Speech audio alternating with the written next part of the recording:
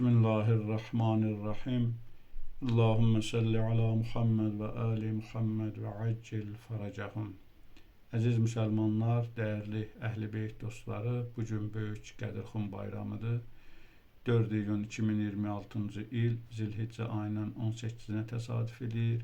Mən bu izzətli, əzəmətli bayram münasibəti ilə başda İmam Zaman ağa olmaqla onun layiqli naibi Ayətullah Seyyid-i Muctəba Hüseyni Xamneyi cənablarını, digər məraciyi, Əhl-i Beyt dostlarını öz adımdan və Almaniya İmam Zaman mərkəzi adından təbrik edirəm. Allahdan istəyirəm ki, Allah bizi Əhl-i Beyt yolunda sabit qədəm eləsin. Məsumların şəfaət və ziyarətin inşallah bizə nəsib eləsin.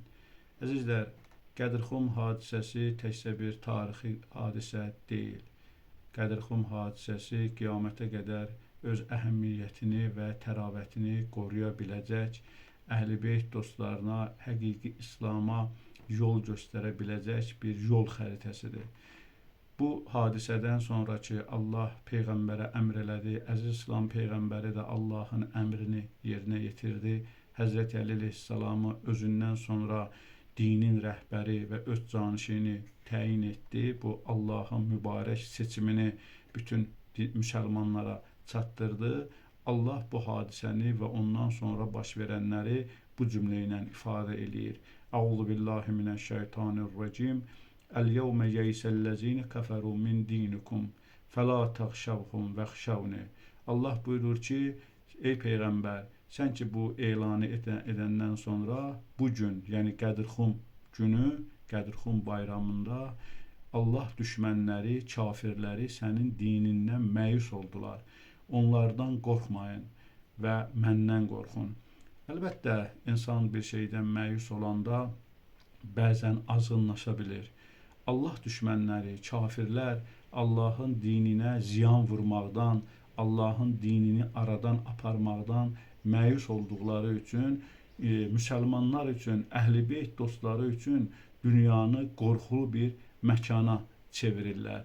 O dövrdə də bu belə idi, indi də biz bunun bariz nümunəsini görürük, sabah da belə olacaq. Və Allah bu vəziyyəti müsəlmanlara, möminlərə, Əli aşiqlərinə belə çatdırır ki, onlardan qorxmayın. Kafirlər, düşmənlər sizin üçün bir təhlükəli vəziyyət yaradacaqlar, qorxulu vəziyyət yaradacaqlar, həyəcanlı bir vəziyyət yaradacaqlar, sizi hər tərəfdən blokadiya alacaqlar, sanksiya altına alacaqlar, sizi əzəcəklər, dininizi əlinizdən almaq istəyəcəklər. Çünki məyus olublar. Bu dini bir mənalı məhv etməkdən artıq bu kafirlər məyus olublar. Ona görə də bu dünyanı Əli aşiqlərinə, Əli tərəfdarlarına, həqiqi müsəlmanlara, həqiqi möminlərə dar eləməyə çalışırlar.